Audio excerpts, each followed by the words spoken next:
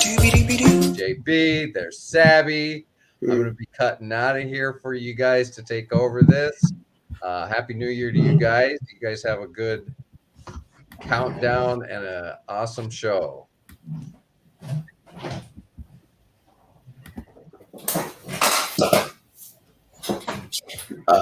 Welcome everyone to the New Year's Eve countdown panel. Does everyone want to introduce themselves real quick? Sabby, you got your cameras off. Sorry. Okay. I had to grab. I forgot my drink. What's up? I'm Sabrina, also known as Sabby, and I host Sabby Sab podcast, and I'm a co-host for Revolutionary Blackout Network with my comrade JB. Hey everybody, my name is James Fauntleroy, also known as JB. I am part of the Revolutionary Blackout Network and I have my own channel called the JB Font Channel. It is good to see all of you here on this New Year's Eve. So, salutations to all. Okay. Everybody knows Jason from earlier in the other two panels. You can introduce yourself again if you like. All right. Jason Call, two-time candidate for Congress as a Democrat. Will never run as a Democrat again. And looking for better things in 2023, right? And our newest CARE TV media host, Willie Bragg. Hey, I'm Willie Bragg, host of the Willie Bragg Show. The latest person to join KRTD Media, and Happy New Year to everyone. Okay, and Jimmy, again. Hi again, I am Jimmy, host of What on KRTD Media. Good to see you guys. Good to be back. And I am the editor for tonight. I will be showing the videos. Cool. So Jimmy worked for hours on this video, and I haven't seen it yet. Right. Nobody has seen it yet. Let's go ahead and see it. All right. Thank you for putting your full faith and trust in my editing skills. May the odds be forever in your favor. All right. Okay, let me get this full screen, and here we go.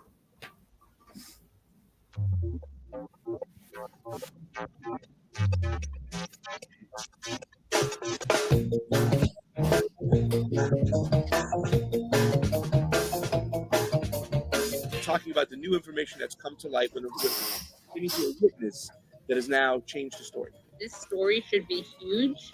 The stunned the witness who has a documented history of sociopathy and has received several convictions and receiving a promise of immunity from prosecution. He was recruited by U.S. authorities to build a case against Assange after misleading them to believe he was previously a close associate of his. But then the key witness, recants, admits that he lied. He made stuff up in order to get immunity from the FBI. Worse than that, actually, he just had evidence that he made it all up. Julian Assange is doing the job that an actual journalist should do. I mean, this is a guy who's a hero for exposing what was actually going on in our wars.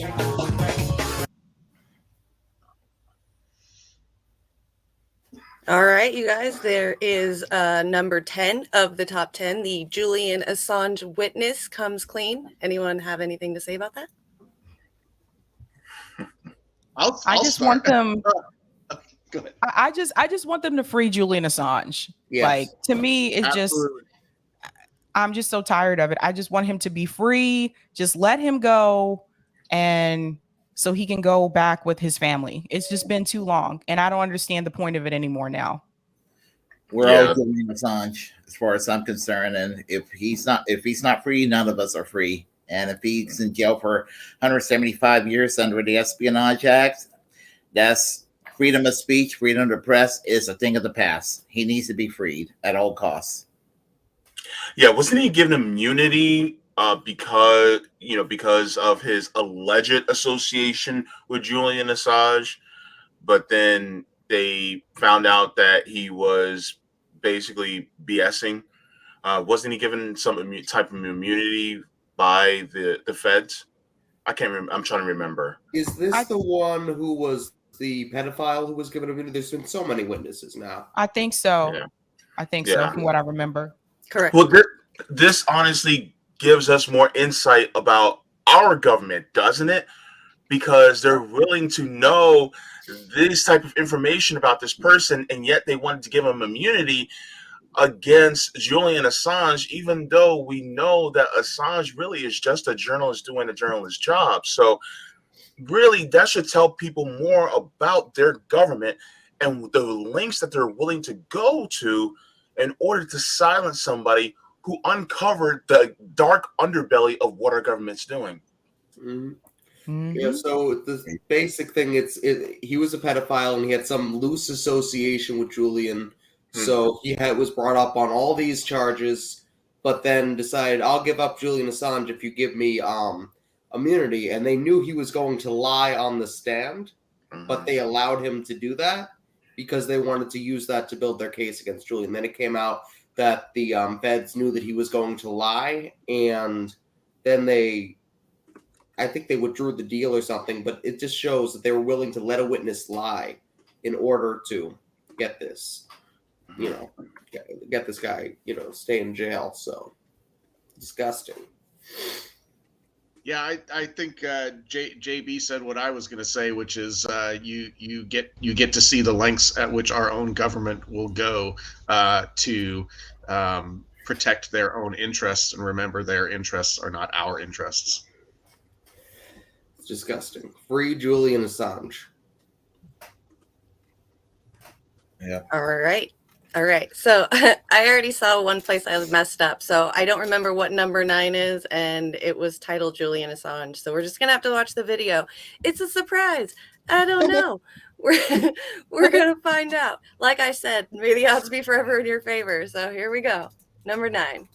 But we do want to talk about the migrant caravan heading up to Martha's Vineyard, courtesy of Governors Greg Abbott and Ron DeSantis. DeSantis took responsibility for the 2 charter flights last week, saying they were part of a state program to relocate migrants from Florida, although the group of Venezuelans was in San Antonio. He deported immigrants at Florida's expense from Texas to Martha's Vineyard. That is somebody who simply wants to insert himself into Greg Abbott's stunt. So Governor Baker has stepped in and has moved them from Martha's Vineyard to Cape Cod. They have proven that the sanctuary cities is just name only. And of course, these Republican governors know that in these states, there are areas which are not sanctuary cities in which the people then get deported back. And here we're seeing Democrats, oh yeah, we're going to welcome them with open arms, and they're not following through. That's the liberal way of saying, I don't want you here. I'm sorry for the way that these people are treating you, Democrats and Republicans. Democrats for moving you to different, to like the base and not really doing anything to help you out, even though they're saying all over the news that they are. And I want to also apologize for Republicans for using you all as a pawn for a political statement, because that is exactly what it is. I hope that all these migrants are able to get on their feet, able to actually set up good lives for themselves. I hope that. I wish for the best for them. All right, there you have it. That is DeSantis. I'm not gonna remember the other guy's name. Moving migrants from this vineyard, and go. I'll just say, as someone who lives in Massachusetts, Martha's Vineyard is vacant most of the year. So it's usually, those homes are usually only, occupied during the summer. Anytime before or after that, those homes are open. So they definitely could have let those migrants stay there. They chose not to, though, because again, like they say, they want to help people, but they don't want it in their backyard.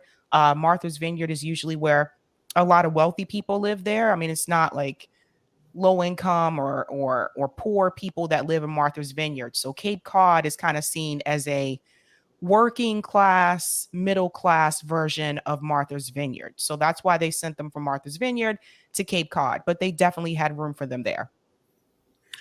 As somebody who's a Florida resident, it's kind of baffling at the fact that they flew over hundreds, if not thousands, of homes that are completely empty that could have housed these immigrants who largely are refugees. Instead, they decided to send them and deport them up north just so to prove a political point.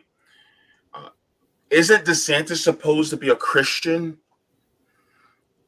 Isn't he supposed to be one that says, oh, we have to be good to the people?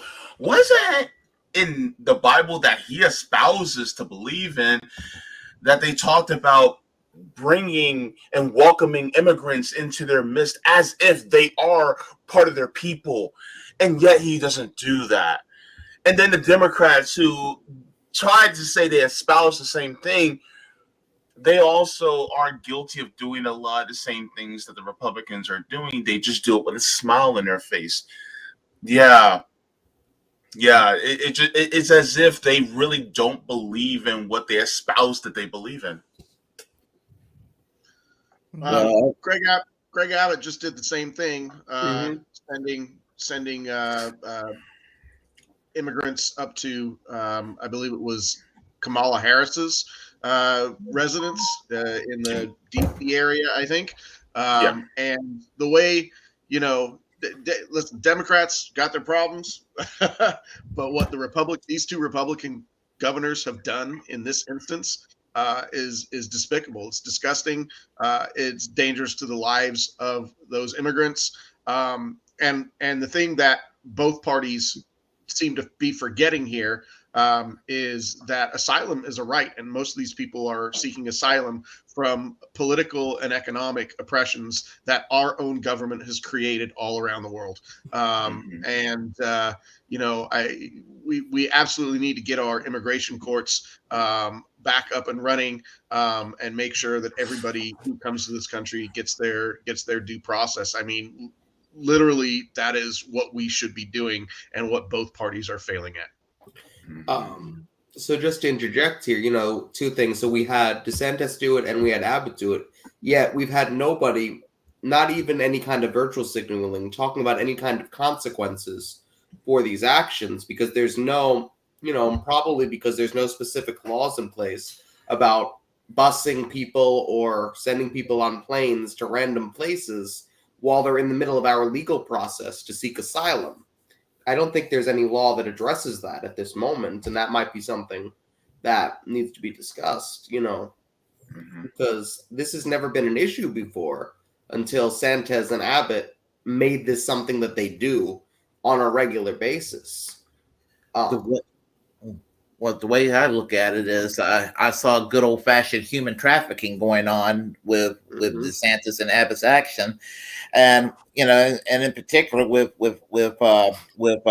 DeSantis, he's got presidential aspirations right now, and let's face it, he's the Augusto Pinochet of Florida. I mean, he really is, and the guy has fascist impulses. I mean, and this is the sort of thing he does for a broader culture war narrative, and we're talking about just recently finding out how much he enjoys torture in Guantanamo Bay. Tells you everything you need to know about this prick in Florida. And somebody who's more dangerous than Donald Trump. He's Donald Trump without the comedy show. And he used taxpayer money to send them too, by the way, for people who are not aware. Well, just to also prove a point, a lot of times this doesn't really get talked about, but the Democrats and Republicans are really one and the same. I read this basically on an article from the World Socialist website, and it actually brings out the point about what happened, what Greg Abbott did, and says in reality, the Democrats are not merely complicit, they're an active participant in this assault on migrant workers. The day before the migrants arrived in Washington, D.C., dozens of migrants were dumped at a bus station in San Diego, California by the Border Patrol, part of the Federal Department of Homeland Security, directed by Biden's appointee, Alejandro Mayorkas. So they are basically doing the same thing. It's just the Democrats that are doing it don't get as much coverage in doing it, but they're doing the exact same thing that the Republican governors are doing as well. Maybe if we're lucky, they'll address this in 15 years. Maybe. Maybe. Possibly. All right. That was a great conversation, you guys. Have to really shout out when I was editing that little compilation right there, Sabby. You made some really, really, really good points on that episode. I'd really go tell everyone to go check out that episode about it, because what you brought up there and you didn't bring up now is like still kind of like the class apartheid that is going on in all of these communities as well. So that was a really, really good episode. I enjoyed watching it. All right, here we go.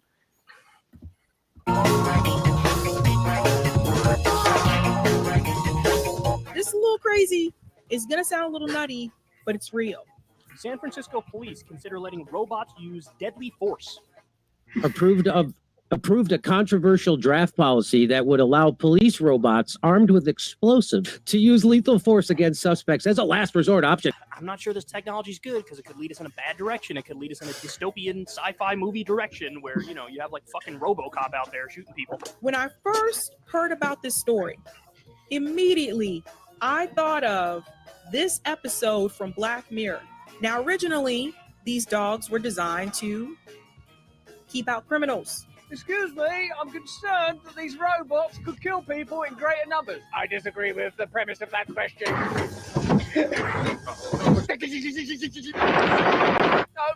You make a good point. Apologies.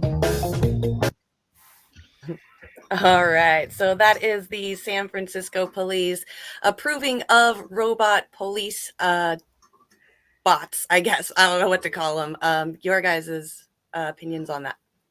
Well, the first thing that I saw, that I thought of when I saw that article was that very same RoboCop, the original 1987 RoboCop clip that you showed right there. That was the first thing that came to mind. You know what? This is just another way to militarize the police, it's absolutely crazy. Anybody who thinks that this should be implemented, this is a good thing to implement as some sort of drone option. Out of your minds. Out of your minds. That's all I got to say. Yeah, and I want to point out to people, it's happening in a blue city. San Francisco is pretty liberal for the most part. So where was Nancy Pelosi's response on this? You know, it's just like San Francisco has one of the largest homeless populations in the United States. So it's just like, obviously there's going to be certain groups that are going to be targeted, and homeless people are one of those groups because they're just not protected and they get harassed by the police often. So it's just, to me, it's very dangerous. And it's not just San Francisco. I mean, I used to work at MIT. They're already working on these robots. We already have robot dogs at the border. So they're just increasing that type of technology, which is very scary. So this morning I interviewed 2024 presidential independent candidate Michael Dean, and he had looked into this a little bit, and he said that every single one of them, I think he says he thinks, or he's not sure, but every single one of these is lethal. There's no gas, robots. There's no, stun option. All of them are weaponized and have guns and are meant to shoot to kill. So they haven't even thought of, well, what if we had something that's meant to stun? That's not even a consideration. They're going for the kill. So there's not even going to be, any kind of decent option here. One of the things I wonder is, and you see stories like this, and then people scoff at defund the police. Because this is billions of dollars that is used in order to attack people who are mostly in poverty. Because what is the main source of why people commit crime? It is poverty. Therefore, this is to attack and potentially kill poor people. That's basically what it is. Right? So when people talk about, oh man, this is dystopian, this is really for the poor people. And so when people look at something like this, first of all, is this fiscally responsible? It's actually more fiscally responsible to house the homeless. It's more fiscally responsible to nationalize our healthcare system. It's more fiscally responsible to provide education for everyone. All these things are more fiscally responsible. It's actually more fiscally responsible to create a more egalitarian society so we won't need this. And yet, when we talk about taking and rerouting that money from police and law enforcement in order to uplift the people so that we won't have poverty anymore, then you get people go, oh, well, that's socialism. You're damn right it's socialism, but guess what? You're also not killing a bunch of people in order to do it. In order to fund the prison industrial complex, which also helps fund the military industrial complex, which is being used in order to fund the police more, in order to, guess what, kill poor people because of the inflated crime rate, because what is poverty that increases crime. It's crazy. Well, if I can add just one more thing, just to add on to what Jay said, there is that as soon as these robots do shoot some rich motherfucker, you'll see them getting taken off the street right away. Wow, then I don't know. Never mind. I'm not gonna say. we have AI, artificial intelligence, and it's supposed to theoretically make our lives easier, where we can work less and be paid more, that sort of thing. It's supposed to be for our comfort. It's doing just the opposite. It's making us work harder, broadly speaking, being paid less, and we're being more what's the term? We're being monitored, and we're just a massive police state, and I don't see any socialism around us anywhere. We're not anywhere close to socialism. I mean, in fact, I see the country moving further right policy-wise. So, when people say we're moving towards socialism, what the hell y'all talking about? We're moving towards socialism. I see no such a thing. This is the 11th term of Ronald Reagan's presidency, as far as I'm concerned. Hey, did you guys ever get to see the movie I, Robot? Mm-hmm. This is basically iRobot. Next thing you know, you're going to have one of these robot dogs go, my logic is undeniable. It's going to be crazy. Don't scare me before 2023 now. Come on. We're going into his happy, I thought. All right, here we go.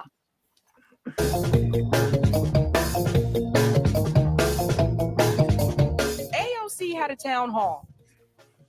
Didn't go too well. Yeah, you've been voting to start this war in Ukraine. You're voting to start a thermonuclear war with Russia and China. These are the protesters who disrupted the AOC town hall and have since gone viral. Jose Vega, he interrupted AOC during this town hall. It's like every time I think our 15 minutes are up, AOC just does something to bring it back to life. And he wanted to press her about her funding, her support for the funding to Ukraine. None of this matters if we're all dead. None of it. So this idea that you can't criticize progressive politicians, it's a dangerous idea. I'm heavily against it. Every politician should be criticized if they are in the wrong and they are not doing their job. May your careers be long lasting. May there not be a nuclear war. Continue to be rude. Continue to be unapologetic. You don't owe anyone a goddamn answer. Don't worry, AOC is there to help us. Yeah. I think this is a good example. I mean, I don't agree with Jose and his friend on everything. They're part of the LaRouche movement. So there are parts where we disagree. But there are certain areas, I think, where we can bridge divides with people. Anti-war movement, we need to be talking to people who are libertarians and people who are part of the LaRouche movement, because they are anti-war. They're against sending all this money to Ukraine. They do not want a nuclear war. And I think what people may not realize is that if we're just going to try to build something with people on the left, then we're not going to get anywhere, because the left in this country is very small. Yeah. Just to no, go ahead. Okay, so yeah, just earlier today we did a panel with libertarians and progressives about working together on the anti-war movement and where that's kind of got, so just funny that you brought that up there. Well, think about Alexandria Ocasio-Cortez. I mean, she turned out to be one of the biggest charlatans of all times in recent years. And I fell for her charm and her song and dance and her sound bites, just like most of us did and everything. And you know, by the time of Forced to Vote, between Forced to Vote and selling out the rail workers, I mean, I was like, no, I wash my hands. I wash my hands from the squad, and it breaks my heart to do that. But I mean, you know, I mean, what have they brought us? And when Joe Biden got elected, when he got sworn in, there was a time period where many of us on the left criticizing the squad or Bernie, even just a little bit, got a lot of hell from some of the establishment independent media types, your TYTs, your Sam Cedar types and everything like that. It was like all hell to pay on people that dare criticize the squad or Bernie a little bit, and they're not above criticism. I mean, they're not above criticism. And I'm one of the last people that actually started harshly criticizing Bernie. I'm late in the game doing that, but but now, even, you know, even Bernie, that I have been like a big time follower of since the 1990s, he's let me down, and we just got to move on past Bernie and the squad and just keep the movement going without them. And they can join if they want to, but you know. Yeah, I'm with Willie on that. I mean, I'm critical of the squad, and I've been, you know, sort of gradually. I mean, if you followed my campaign, you know I'm hugely critical of the Progressive Caucus, Pramila Jayapal. But I kind of sectioned out the squad and said, you know what, maybe I still got a little bit of hope in these people. I started to lose it with AOC, and I'm been disappointed with things that Ilhan Omar. So I am in a place where I am definitely willing to be heavily critical of the squad in addition to the Progressive Caucus as a whole. I think the criticisms that these people brought up and the way they did it, I think that that's absolutely fair game. If you want to get attention, I mean, we are in such critical straits with so many issues, and now particularly the war in Ukraine, which very quickly, still on the table, very quickly could develop into a nuclear conflict that would affect the entire globe. Not to mention the Ukrainians that we claim we want to save. So I think it is time to be very aggressive. Again, you know, these guys were LaRouche peoples. I completely am separated. I have no interest in that movement at all. I think they got some whack ideas, not where I am. But on this issue, as we discussed on the panel earlier today, if we can, I don't want to say join, but I'm not going to be critical of what they are doing in this instance. Because it's important. And I think the way that AOC came back at them was really betrayed where she came from as supposedly an activist and, you know, camping out in the halls of Congress and outside of Nancy Pelosi's office and, you know, wanting to say, you know, saying things like, you know, we got to be a disturbance to people who are in power, and that she came back and with her response to them saying that they were out of place doing that, that they were being disagreeable. You know what? It is time for being disagreeable. And she is the one who came to her office saying that, and now she backtracks it because it's coming at her. I thought that was pretty gross. Jason, you actually touched on something that I was talking about earlier. And in fact, Michael Parenti actually spoke about this in his book, and Dirty Truths. But one of the things I think that we have to step away from is this push for civility politics. Civility politics is the tool of the oppressor. They will say, oh, you can't say that. That's too mean. You can't shout. That's just disruptive. And so they say that in order to stifle dissent in something that is wrong. And so this is the same thing that many people in the squad, not just in the squad, but people like Pramila Jayapal, Mark Pocan, Barbara Lee, all of them, they will hand wring about about us dissenting, and then they'll sit there and then they will vote for things like the Iron Dome, or they will vote for increasing the Capitol Police budget, or they will start sending more money to Ukraine, which inevitably goes to a lot of these different battalions, as often the like that funds Nazis in Ukraine. And then they will look at us and go, well, why are you yelling at us? Or why are you saying these things? That's violence, when really the violence is being perpetuated by the same policies that they are either not voting for and just saying present, or they're voting for and actually committing violence not only against people abroad, but also against us as well. And so then we can't say a thing about it, because if we do, then they're our best hope for the future, when really they're displaying that they are not.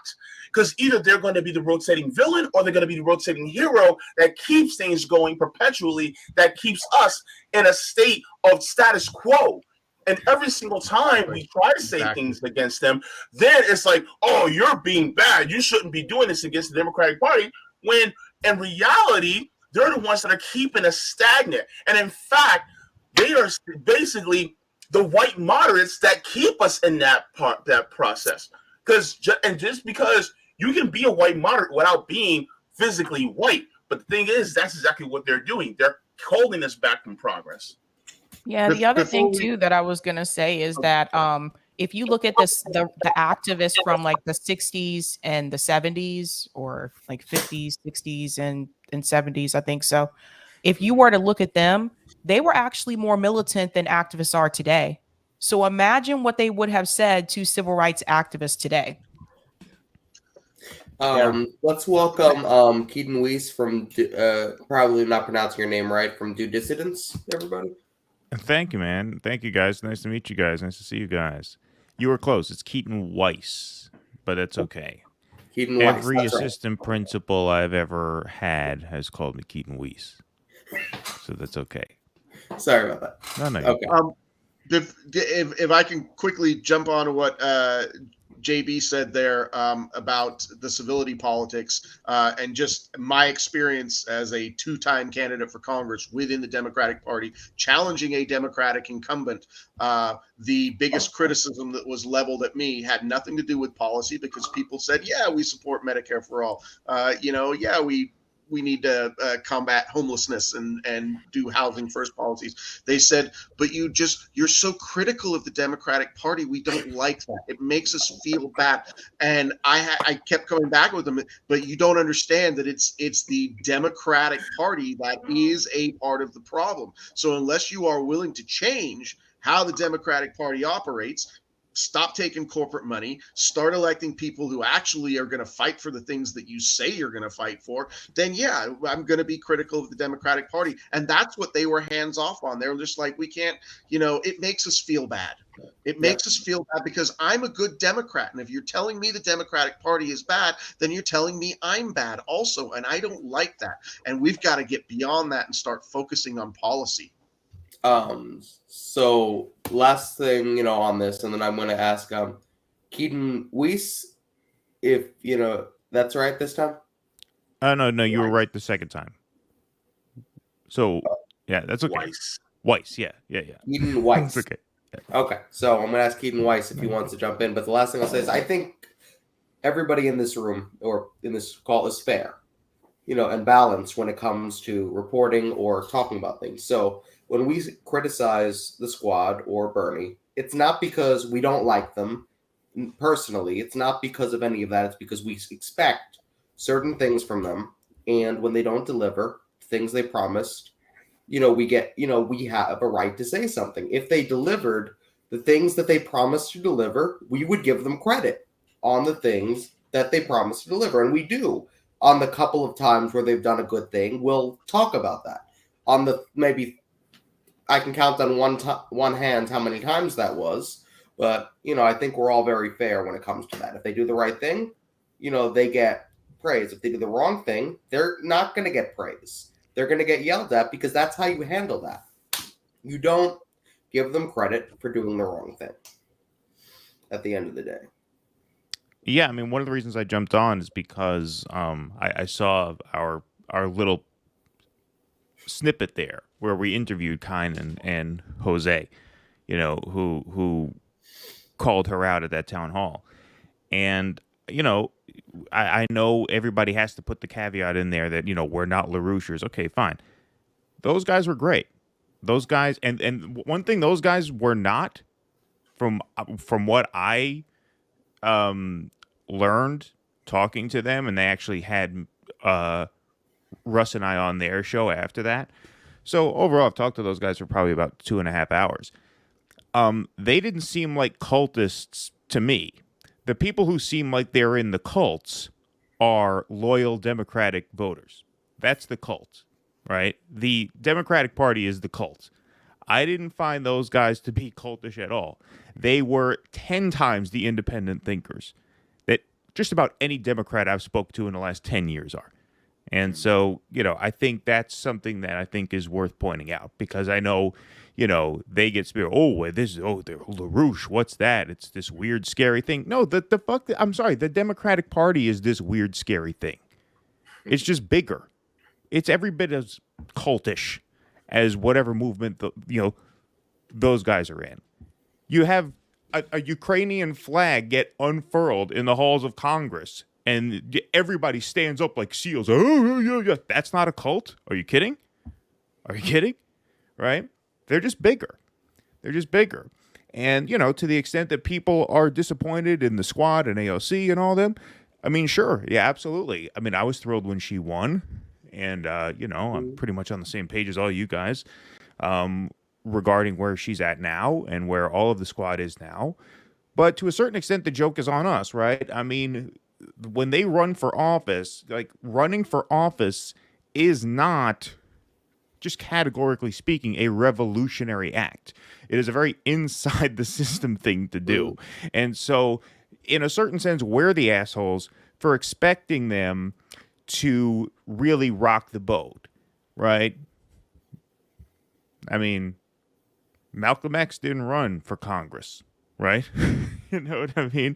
Fred Hampton didn't run for Congress, right? Real deal people don't tend to, you know, go inside the system in that way. And so, you know, I think have a very, very hard time. I'm sorry. I said, and when they do, they have a very, very, very hard time and usually don't get anywhere. Well, sure. We have one really good example. I think, Sabby, you interviewed Cynthia McKinney, and she was someone who did not accept the rules of the system and got thrown out for it. Yes. Cynthia had a lot to say, especially when it came to Democrat Party leadership. And she said that Maxine Waters explained to her that when Democrat leadership tells us to do something, we're going to do it. That's just how it works. So they pushed Cynthia McKinney out. They pushed Dennis Kucinich out. Anybody who goes against the grain, they're not going to let stay there. You know who else they just pushed out, if I can just throw it out there, is Marie Newman. The Illinois state legislature, which is fully controlled by the Democratic Party, redistricted her out of her district. She was actually one of the best, sort of quietly, one of the best actual progressives in Congress with the legislation that she was pushing. And I had a meeting with her and a number of other candidates for Congress. And she said exactly what you just said there, Sabby. Said, when you get there, they take you in a room and they say, you are not going to make waves. You know, whatever ideas you think you have coming in here, throw them out the window, because you're basically going to do what we tell you to do. And she fought back against that, just sort of like I said, quietly and legislatively. She fought back against that as one of the best progressives in Congress. And what did they do? They redistricted her, and she lost her race. And so she was a one-term progressive in Congress, and that is what Democratic leadership wanted. And, you know, the last one, you know, I'll mention for, you know, all the old timers is Mike Gravel. He made the Pentagon Papers public. He ran against Obama and all of them. They silenced him. He was a one-term senator. You know, this is what happens to the people who don't follow the rules of the Democratic Party when they get in there. Well, Lawrence O'Donnell years ago on MSNBC said that the Democratic Party knows about the left, and they know they don't have to listen to the left, unlike the Republican Party. I'm paraphrasing him.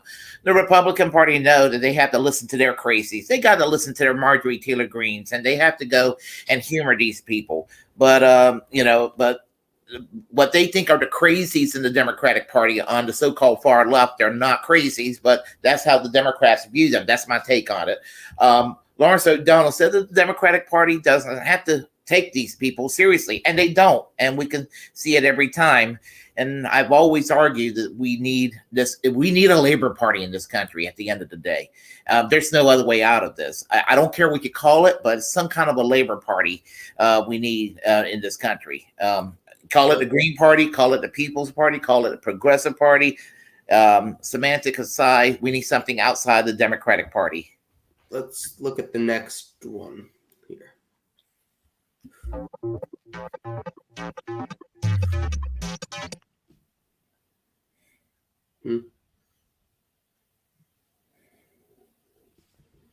Bear with us. Sam Bankman-Fried. He decided to start this crypto called FTX. He created a coin. People bought into it and invested in it. He made a buttload of money. They all wanted to get their money back. And the money was gone. There was nothing there. He already had spent all of it. FTX's founder and CEO Sam Bankman-Fried was until recently the darling of the crypto community. His company, once valued at more than $32 billion, is now seeking bankruptcy protection. So 4 FTX customers filed a class action lawsuit against the company and Alameda Research in an attempt to recoup losses following the crypto exchange Chapter 11's bankruptcy following last month. Hey, hi. I'm SBF, founder and CEO of FTX. My accidental theft of our customers' life savings to create a giant over-leveraged Ponzi slush fund for myself is a tragedy that should have never happened. He's sorry he got caught. Yeah. Simple as that. It was about making money. It was about getting rich in the stock market with this cryptocurrency. It's like they're making a point out of this man, but while the rest of everybody else that's corrupt as shit in the stock trading and the stock market schemes and scams get away with it all the time.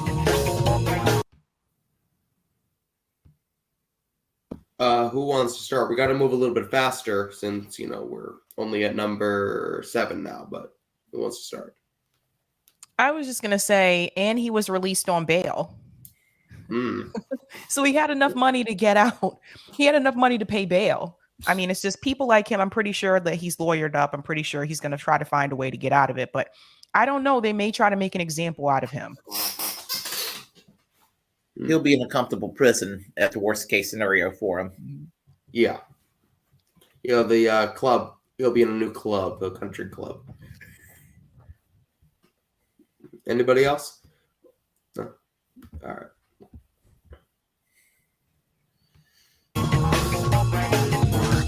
Should I step down as head of Twitter? I will abide by the results of the poll. I don't think Elon is really liking the results of this poll.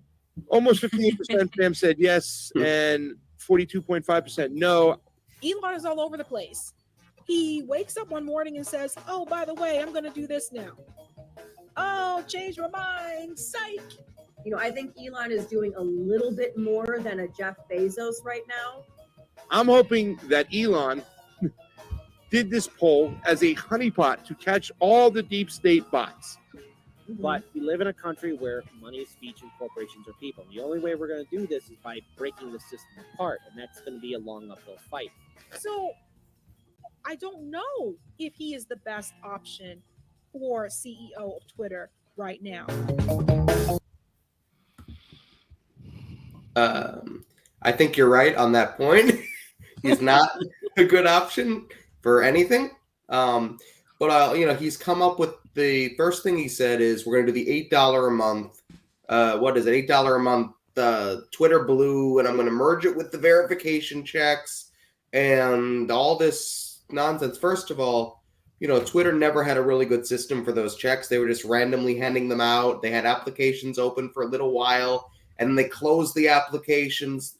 A verification check should be the same thing it is on the crypto platform. You put in your ID, it verifies who you are, and that's who you are. You shouldn't pay $8 a month to be verified so Elon can use that to fill his pockets.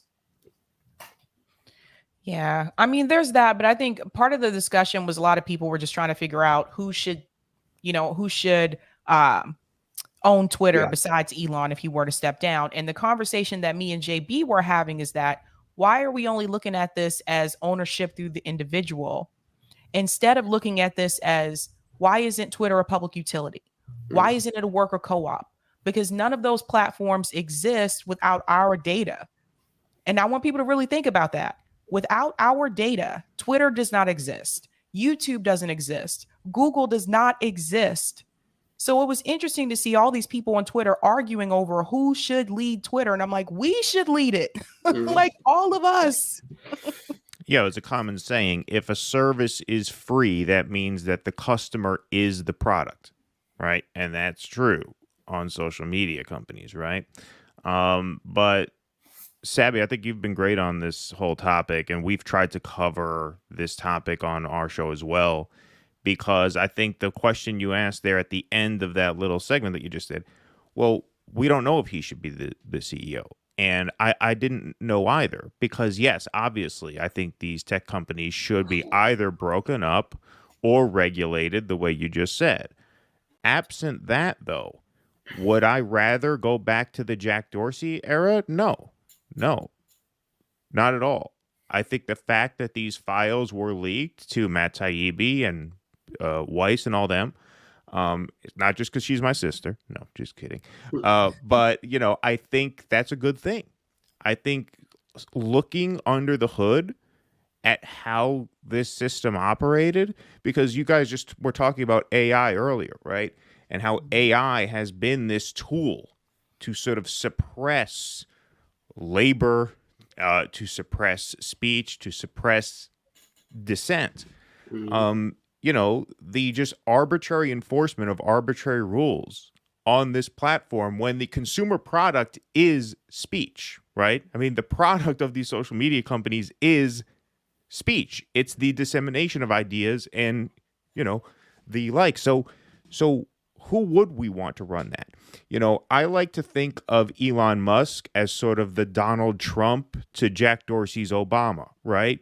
Like the Elon Musk Twitter is run by this eccentric Tasmanian devil type madman who, I don't like the results of this poll, I won't abide by it, or, I'm going to rage quit a Spaces event, so I'm just going to disable the whole feature for everybody, right? Like just impulsive, insane, crazy, unfair, not living up to what he actually said he was going to do, which is make it a free speech area, right? We know he has not lived up to that.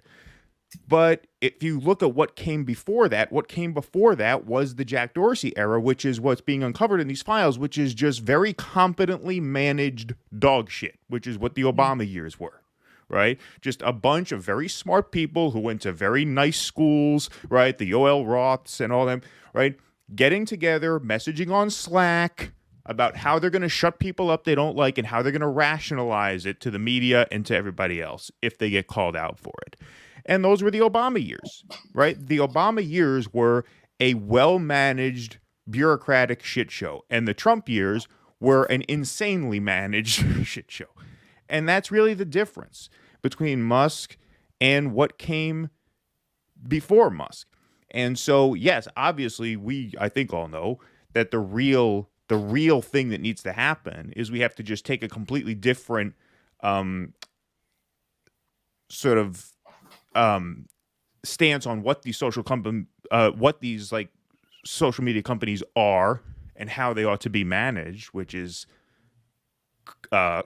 collectively, right? Pardon me. But absent that, like, would I rather have Elon Musk there or Jack Dorsey? No, I'm sorry. I'd rather it be Musk than, the assholes who were running it, a few years ago.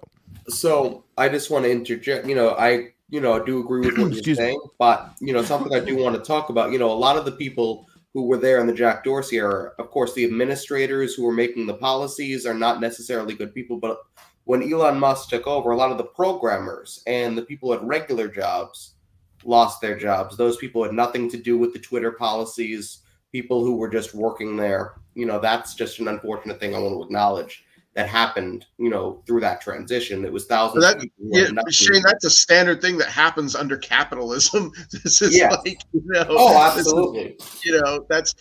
I think what happened with Musk here and I have been greatly entertained over the last few months. Mhm. I think but I think it's shown that, being a billionaire is not a merit thing.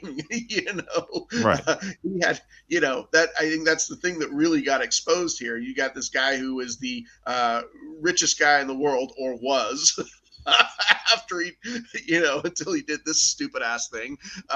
And, he fell flat on his face. I tend to agree with what Keaton says, sort of watch the shit unfold. We know these social media companies really should be collectively owned. I mean, they are a vital part of the national discourse at this point, and to have them managed in a way that is corrupted is not a good thing for democracy.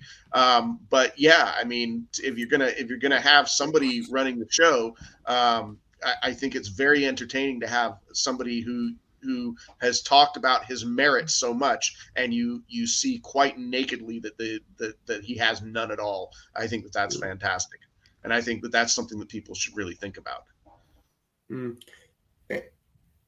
A worker, Jay, you're muted. I'm sorry.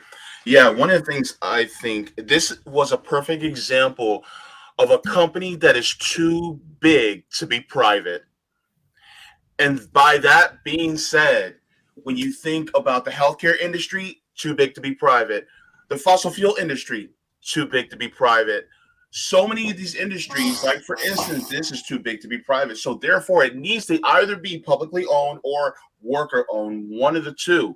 Because when you look at how it's being ran, you don't want this corporation to be ran by the government. It already de facto is. Yes. Had people looked at the Twitter files, it already was. Now it's just going to be, it should be held more accountable by the people instead of by a private person. So with that being said, no, it's too big to be private.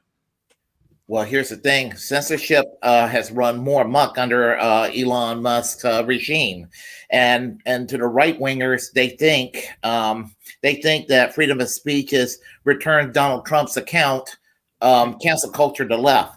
I have no problem with bringing back Donald Trump's profile on Twitter. I want to see Donald Trump and Ron DeSantis sling mud at each other on Twitter. It's going to be the best entertainment around in the next year or two. But, that's what they think. They think it means silence the left and allow the right wingers to run their mouths. It means free speech for everybody. I agree with Willie and all of you. If Twitter were a worker cooperative or a publicly owned thing, all those people probably, who didn't deserve to lose their jobs wouldn't have lost their jobs. You would also have a more fair system for regulating the platform. That could be decided. Like, here's the thing. I'm not a fan of Alex Jones. I think what he did was despicable, but they automatically took him off the platform. There should have been a process. Yes, you suspend the account. I'm using him as a random example.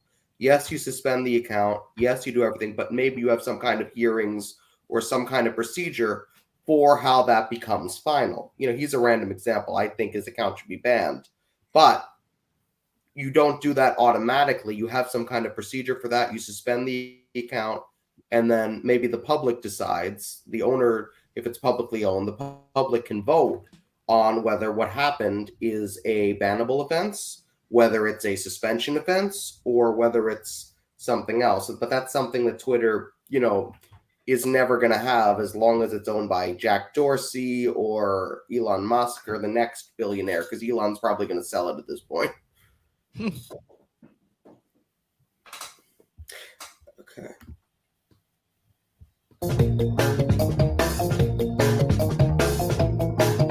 They weren't protesting medicine. The truckers were vaccinated at a higher rate than the rest of the general population in Canada. They weren't protesting medicine. They were protesting authoritarianism and digital IDs. They were protesting what? Being forced to get vaccinated to cross the border? When they're giving money to a bunch of peaceful protesters in Canada, hold the line. We have to stop this. What's going on? Now Canada is the world stage, and everybody throughout the world is watching this. And if supporters around the world want to donate, some here can't see a problem with that. Well, my husband's not vaccinated. I'm boosted, and it doesn't matter to us. I don't believe we have the right to ask people. Exactly. Yet people are getting divided on it, and that is where it's wrong. Thoughts? I'll make this one real quick. I stand in solidarity with the truckers as workers. And the point that I try to get across to people is that even if you didn't agree with what they were protesting over, if you disagreed with that, you should still respect the fact that they are workers and they were being exploited. So I stood in solidarity with the truckers the same way I do with the railroad workers. And I just think back to the fact that with the truckers and the rail workers, we could have really had a general strike in this country because that affects supply chain.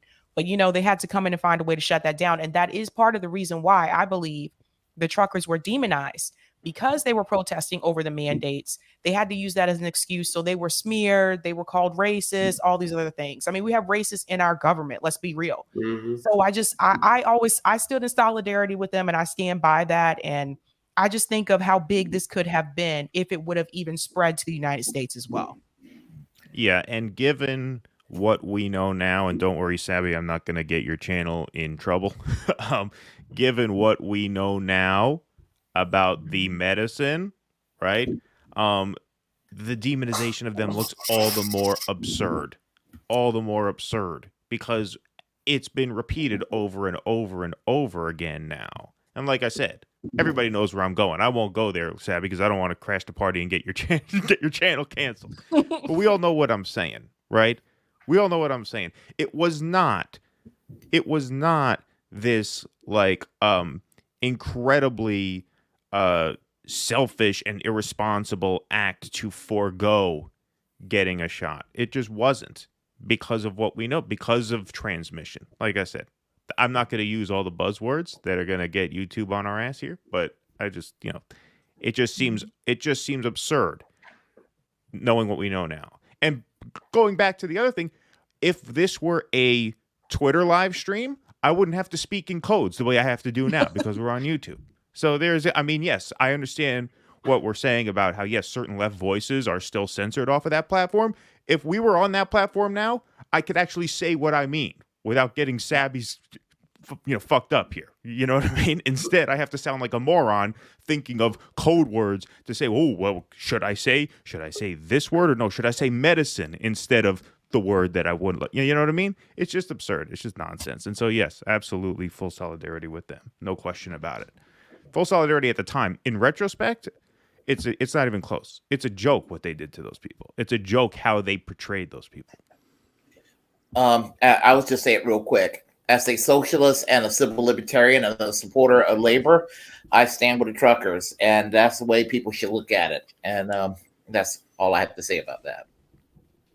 Stand with the truckers. Okay. Same.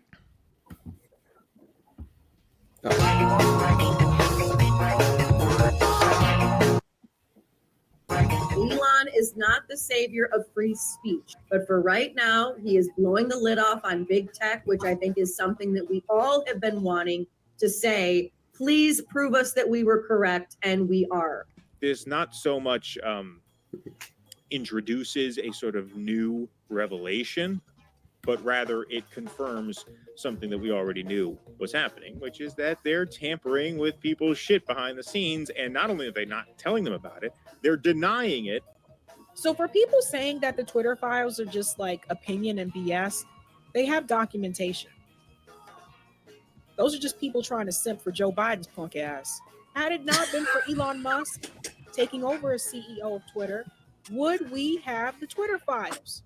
Probably not.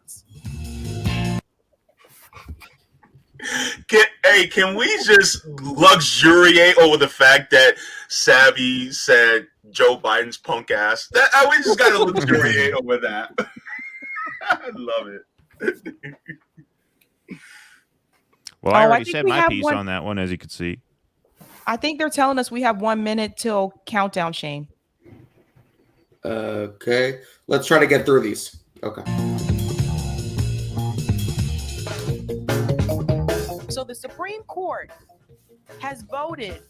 Happy New Year. Abortion rights. I really cannot believe that in 2022, we are going backwards. Happy New Year. Any of the Democratic lawmakers really care about any of the women or spouses that have to suffer from this abuse? The answer is no. Because I really believed that community that we were building, that the Democratic Party was building, was going to do great things, and that was in my 20s. And then I came to realize that once they get into positions of power, they forget about us, and they forget about our needs. And the things that are most sacred to us are still left on the chopping block. Well, the first thing I do as president is sign the Freedom of Choice Act. That's the first thing. Now, the Freedom of Choice Act is not my highest legislative priority. Can you please make a $3 contribution to elect Mandela Barnes to the Senate? We need him to be the deciding vote to end the filibuster and codify Roe into law.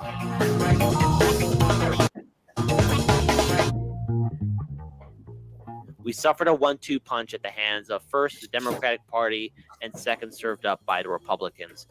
All but one of the squad crossed the picket line, voting with Dem Republican majority to break a rail workers' strike. Democrats, then Republicans, smite rail labor. These workers come out and explicitly call out both parties. Should Congress intervene with union contracts? 8% said yes, and 84% said no. 7 sick days was just too much. But these union leaders too, though, they were idiots as well as these railway CEOs. And honestly, we should have universal sick leave for every workplace in this country anyway. Seems like if this is the kind of route that they're going, then they need to nationalize this. Let's get comments on those last two stories real quick, because we know we have the next panel coming in. I'm just going to say one thing to close. I know it's New Year's on the East Coast now. Happy New Year. Kshama Sawant is the most important elected official in this country, hands down, and we need more people like her. Happy New Year. 100%. Happy New Year to you guys as well. I just want to say that I think that Jimmy hit the nail on the head there. If we had, sick pay for everyone in this country, this wouldn't have even been an issue. Yep. What happened with the rail workers was a shame, and the squad proves that what frauds they are. They are the fraud squad for what they did to the rail workers. Yeah. Just remember, Roe v. Wade is Obama's top priority. He's still working on it. Yep. And if we had universal health care, if we had a nationalized healthcare system, number one, we wouldn't have to worry about Roe v. Wade, because that would be a medical right for people who have uteruses. And then also we wouldn't have to worry about sick days because people can actually get their health care. It's just a travesty, the fact that this is still an argument in one of the richest countries in the history of the world. Absolutely. Okay.